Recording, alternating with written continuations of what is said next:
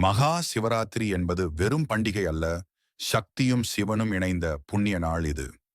பிப்ரவரி 26 அன்று உலகம் முழுவதும் பக்தர்கள் சிவனை தியானித்து, விரதம் இருந்து, அபிஷேகம் செய்து, இறை அருள் பெற தயாராக இருக்கிறார்கள். ஏன் இந்த இரவு முக்கியம்? சிவனும் பார்வதியும் திருமணம் செய்து கொண்டனர். சிவலிங்கம் முதன்முதலாக தோன்றியது. சமுத்திர மந்தனத்தின் போது விஷம் வெளிவந்த போது உலகத்தை காப்பாற்ற சிவன் அதை அருந்தினார். இதன் நினைவாக பக்தர்கள் சிவனுக்கு பால், தேன், பஞ்சாமிர்தம் அபிஷேகம் செய்து வழிபடுகிறார்கள். மகா சிவராத்திரி வழிபாட்டு முறைகள்: ஓம் நம சிவாய ஜபம் செய்து சிவனின் திருவருளை பெறவும், இரவு முழுவதும் விழித்திருந்து சிவனை தியானிக்கவும், சிவனின் தாண்டவத்தை கேட்டு பக்தியில் திளைக்கவும். முக்கிய நேரங்கள்: நிஷீத கால பூஜை, சிவ வழிபாட்டிற்கு சிறந்த நேரம். பரணா நேரம், விரதத்தின் முக்கிய நிறைவு.